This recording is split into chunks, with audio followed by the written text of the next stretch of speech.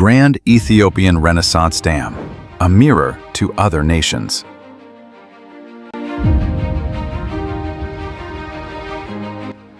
By commissioning Africa's largest hydroelectric project, the Grand Ethiopian Renaissance Dam, known as GERD, Ethiopia has demonstrated a simple but transformative truth.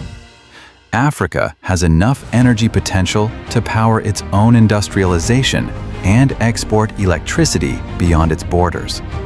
This is not symbolism. It is a structural change.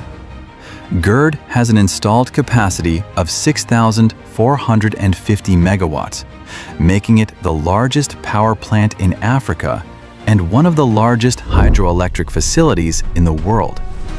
To put that in context, before GERD, Ethiopia's total installed power capacity stood at about 4,500 megawatts. GERD alone can more than double the nation's electricity supply. Its annual generation is estimated at 15 to 16,000 gigawatt hours. That amount of power can electrify tens of millions of homes. It can support large-scale manufacturing, steel, cement, and fertilizer. It can stabilize energy supply for industrial parks and export zones. And it enables cross-border electricity exports to Sudan, Kenya, Djibouti, and beyond. Electricity is not consumption, it is production capacity. Countries that industrialize successfully all share one feature: abundant, affordable, and reliable power. Across Africa today, over 600 million people still lack access to electricity. Power shortages reduce GDP growth by 2 to 4% every year in many countries. And African manufacturers pay 2 to 3 times more for electricity than their global competitors. GERD directly attacks this constraint. Lower electricity costs increase factory margins. Reliable baseload power enables 24-hour industrial activity. Energy exports generate foreign exchange. And power availability attracts foreign direct investment into manufacturing.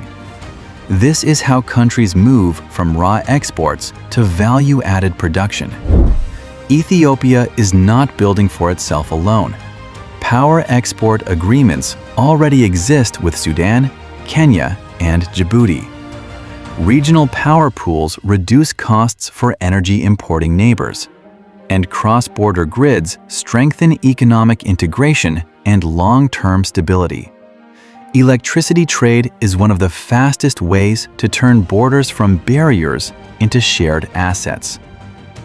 GERD belongs in the same category as the Dangote Refinery. Different sectors, same strategic logic. Both projects tackle structural bottlenecks.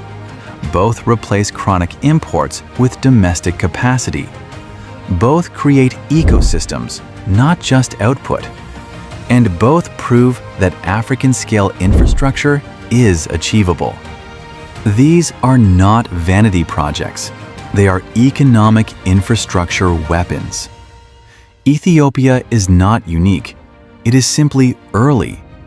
Across the continent, African rivers form an untapped power map. The Congo River alone holds over 100,000 megawatts of potential. Inga Dam could power much of Africa. Nigeria's Niger and Benue rivers offer tens of thousands of megawatts in potential, capable of stabilizing a grid dominated by expensive diesel. Zambia's Zambezi River already powers major hydropower stations, with energy exports supporting regional grids. Mozambique's Cahora Bassa Dam supplies both domestic and regional markets, with significant expansion potential still untapped. Uganda's Nile-based hydropower capacity is rapidly expanding, and power availability is already boosting industrial growth. Africa holds more than 12% of global hydropower potential, yet it accounts for less than 10% of what has been developed. So what did Ethiopia really build? They didn't just build a dam. They built energy sovereignty, industrial credibility, regional leverage, and a psychological shift. They issued both a challenge and an invitation to believe that Africa's constraints are not natural, they are infrastructural, and infrastructure can be built. Africa's future will not be powered by hope, aid, or speeches. It will be powered by dams that turn rivers into industries, by grids that move electrons the way highways move goods, and by infrastructure that converts potential into productivity. When African nations invest at scale, the continent's balance sheet changes. Ethiopia didn't just power turbines, they powered belief. And belief, backed by megawatts, builds nations. The future of Africa is now.